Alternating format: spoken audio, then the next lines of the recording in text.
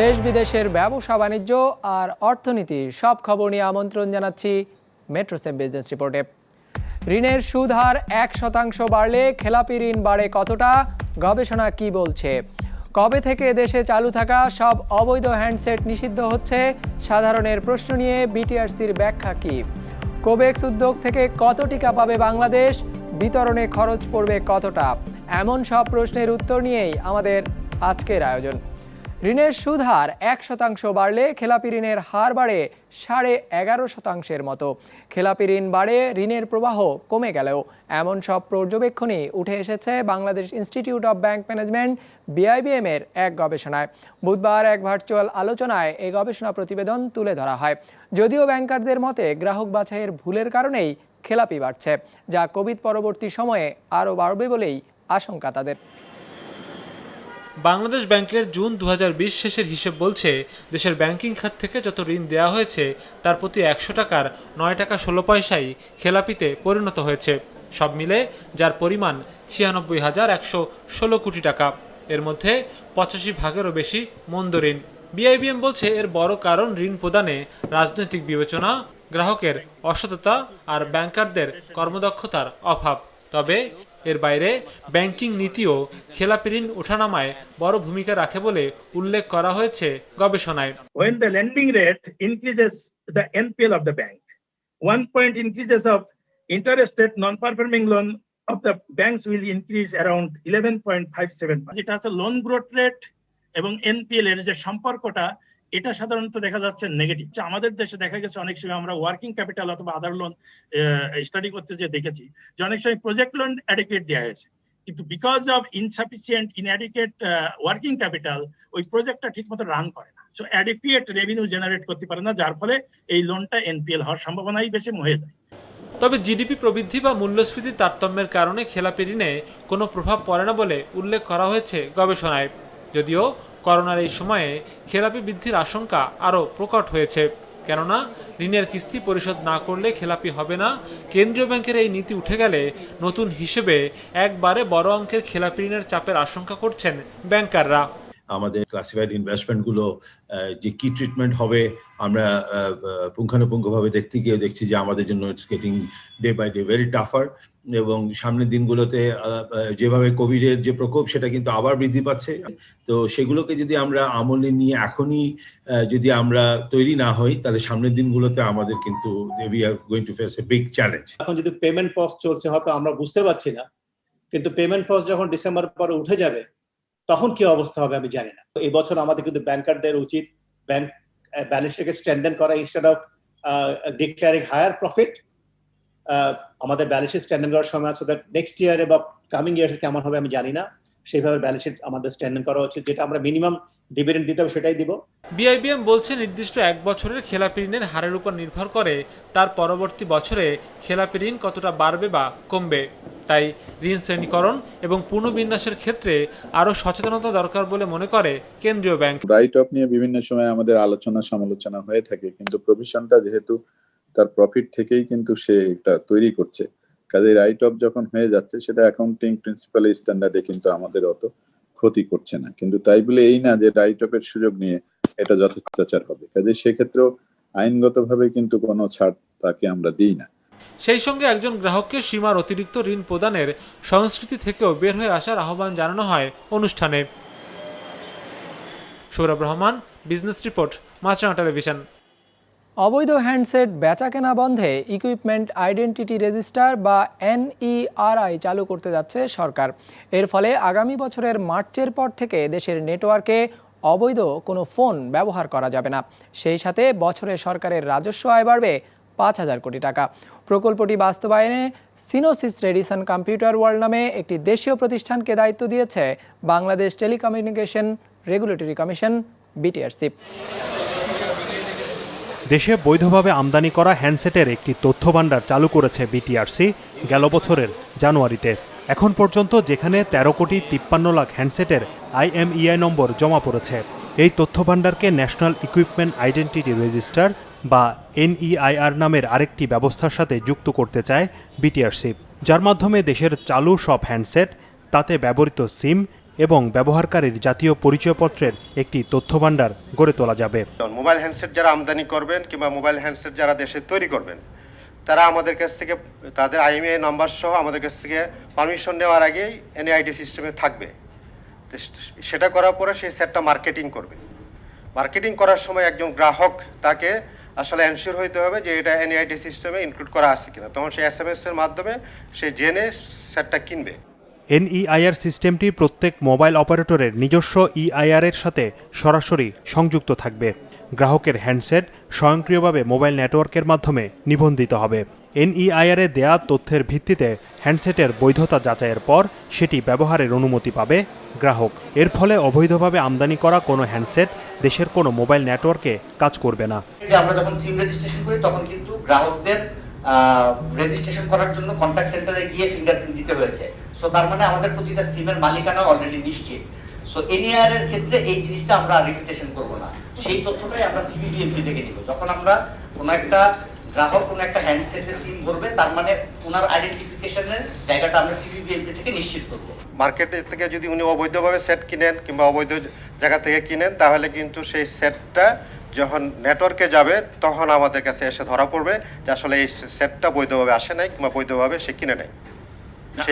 সেই সেটটা তখন NEIR সিস্টেমে EIR মাধ্যমে অপারেটরের মাধ্যমে আমাদের কাছে আসবে। আমরা ক্রস চেক করার পরে একটা পার্টিকুলার টাইমের পরে সেটটা অন হবে। সেই টাইমটা আসলে 30 মিনিট হইতে পারে। BTRC বলছে 1 আগস্ট 2019-এর আগে চালু হওয়া সকল হ্যান্ডসেটই বৈধতা পাবে। তবে 1 আগস্টের পরে শুধুমাত্র বৈধ পথে আমদানিকৃত এবং দেশে উৎপাদিত ও সংযোজিত হ্যান্ডসেটই ব্যবহার করা যাবে। এই সময়ে অবৈধভাবে আসা হ্যান্ডসেটগুলো চালু থাকবে কিনা সে বিষয়ে পরবর্তীতে সিদ্ধান্ত নেবে BTRC। বিদেশ থেকে উপহার কিংবা ব্যক্তিগত ব্যবহারের জন্য আনা হ্যান্ডসেটের ক্ষেত্রে ক্রয়ের রসিদ সহ বিভিন্ন তথ্য যাচাইয়ের পর দেয়া হবে বৈধতা। উনি এত তারিখে বিদেশে ভ্রমণ করেছেন, এই ফ্লাইটে আসছেন এবং সেইভাবে এই সেটটা কিনে নিয়ে আসছেন, উনি ডিক্লেয়ার করেছেন, কিংবা বিদেশ থেকে অমুক মার্কেট থেকে কিনে নিয়ে আসছেন, ভাউচারটা জমা দিবেন। সেই প্রেক্ষিতে আমরা ক্রস চেক করার পরে আমরা ওকে অ্যাক্টিভেট করে দেব। আর গিফট হিসেবে যদি কেউ নিয়ে আসেন, তাকেও সেই গিফট কোন ব্যক্তির কাছ থেকে নিয়ে আসছেন সেটাকে আসলে অথেন্টিক হইতে হবে। একই ব্যক্তি যদি বারবার গিফট হিসেবে পান, সেটা তো আসলে গ্রহণযোগ্য। হিসেব বলছে বছরে 3.5 কোটি মোবাইল হ্যান্ডসেট বিক্রি হয় দেশের বাজারে, যার 30 ভাগই আসে অবৈধ পথে। এর ফলে বছরে 4.5 কোটি টাকা রাজস্ব হারাচ্ছে সরকার। এই পদ্ধতি চালু হলে সেই রাজস্ব আসবে সরকারের ঘরে, প্রসার ঘটবে স্থানীয় শিল্পের। শাহাদাত হোসাইন, বিজনেস রিপোর্ট, মাছরাঙা টেলিভিশন। বিশ্বব্যাপী গ্যাভি দ্য ভ্যাকসিন অ্যালায়েন্সের ব্যবস্থাপনায় কোভ্যাক্স সুবিধার আওতায় 2021 সালের মধ্যে 6,80,00,000 ডোজ কোভিড-19 ভ্যাকসিন পাবে বাংলাদেশ। সম্প্রসারিত টিকাদান কর্মসূচির পরিচালক ডক্টর শামসুল হক বুধবার স্বাস্থ্য অধিদপ্তরের সংবাদ সম্মেলনে এ তথ্য জানান। তিনি আরও জানান, যারা আগে জাতীয় ভ্যাকসিন বিতরণ পরিকল্পনা জমা দেবে তারাই পাবে এই ভ্যাকসিন। প্রতি ডোজ ভ্যাকসিন বিতরণের জন্য সরকারকে $1.25 মার্কিন ব্যয় করতে হবে। বাংলাদেশ গ্যাভির কাছ থেকে মোট 68 মিলিয়ন 2 ডোজেস পার পারসন, এইভাবে 68 মিলিয়ন ডোজেস অফ ভ্যাকসিন পাবে 20% পপুলেশনের জন্য, এবং এই 20% পপুলেশনের মোট সংখ্যাটা হলো 34 মিলিয়নের মতো, এবং এটা আমরা পাবো 2021-এর মধ্যে। দেশে শুরু হচ্ছে সেরা স্টার্টআপ বাছাই প্রতিযোগিতা বঙ্গবন্ধু ইনোভেশন গ্র্যান্ড 2020। এই আয়োজনের মাধ্যমে সেরা নির্বাচিত প্রযুক্তি উদ্যোগকে দেয়া হবে প্রায় 1 কোটি টাকা। এছাড়া আরও 36টি স্টার্টআপকে দেয়া হবে 10 লাখ টাকা করে। বুধবার রাজধানীর ICT টাওয়ারে বঙ্গবন্ধু ইনোভেশন গ্র্যান্টের আনুষ্ঠানিক উদ্বোধন করে বলা হয়, প্রযুক্তি উদ্যোগকে সহায়তা দিতে সরকারি পর্যায়ে কাজ শুরু করেছে স্টার্টআপ বাংলাদেশ লিমিটেড। প্রযুক্তি নির্ভর নতুন ব্যবসা উদ্যোগ, যা স্টার্টআপ নামে পরিচিত। স্টুডেন্ট টু স্টার্টআপ চ্যাপ্টারের আওতায় এমন 1.5 শতাধিক উদ্যোগকে অনুদান দেয়া হয়েছে ICT বিভাগের আইডিয়া প্রকল্পের মাধ্যমে। লক্ষ্য রয়েছে মুজিববর্ষ উপলক্ষে আরও 100টি স্টার্টআপকে অনুদান প্রদানের। সেই কার্যক্রমের অংশ হিসেবে এবার আয়োজন করা হয়েছে বঙ্গবন্ধু ইনোভেশন গ্র্যান্ট প্রতিযোগিতার, যেখানে বিজয়ী একটি স্টার্টআপকে পুরস্কার হিসেবে দেয়া হবে $1 লাখ, বাংলাদেশি মুদ্রায় যা প্রায় কোটি টাকার কাছে। এছাড়া 30টির বেশি স্টার্টআপকে দেয়া হবে 10 লাখ টাকা করে। প্রতিযোগিতায় অংশ নিতে 25শে ডিসেম্বরের মধ্যে www.big.gov.bd ওয়েবসাইটে গিয়ে নিবন্ধন করতে হবে। এই ইন্টারন্যাশনাল স্টার্টআপ কম্পিটিশনের মধ্য দিয়ে বাংলাদেশের স্টার্টআপদের সাথে আন্তর্জাতিক পর্যায়ে স্টার্টআপদের একটা বিজনেস ম্যাচমেকিং হবে।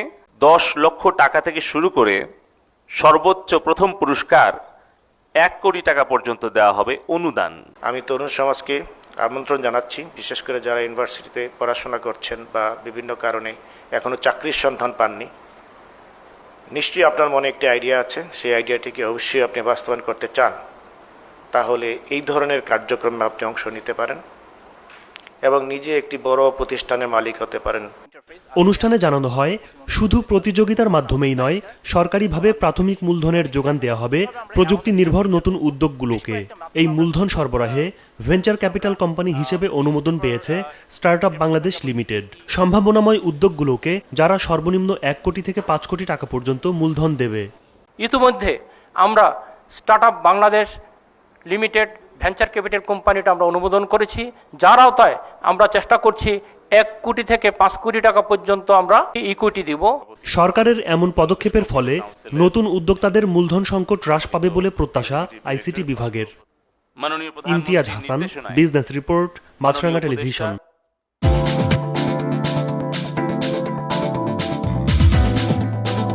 ইতিবাচকভাবে দিন শেষ করেছে ঢাকার পুঁজিবাজার। সার্বিক সূচক ডিএসএক্স 28 পয়েন্ট বেড়ে দাঁড়িয়েছে 4,861-তে। মোট লেনদেন হয়েছে 602 কোটি টাকার। লেনদেন হওয়া শেয়ার ও মিউচুয়াল ফান্ডের মধ্যে দাম বেড়েছে 142টির, কমেছে 109টির, আর অপরিবর্তিত রয়েছে 91টির দর। এবার বাজার নিয়ে বিশ্লেষণ শুনবো অ্যালায়েন্স ক্যাপিটাল অ্যাসেট ম্যানেজমেন্টের।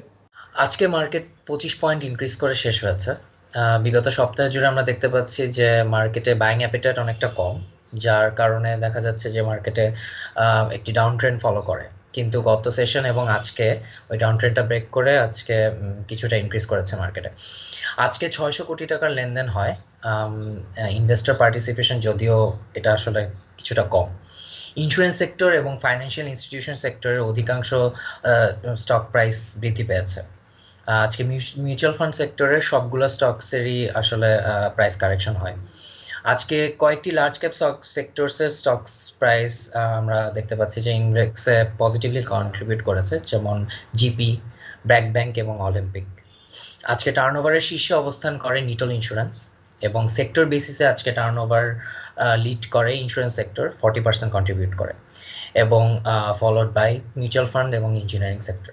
শিগগিরই বাজারে আসছে করোনা টিকা এবং যুক্তরাষ্ট্রের প্রেসিডেন্ট হিসাবে বাইডেন দায়িত্ব নিতে যাচ্ছেন এমন খবরে রেকর্ড উত্থান হয়েছে যুক্তরাষ্ট্রের পুঁজিবাজারে।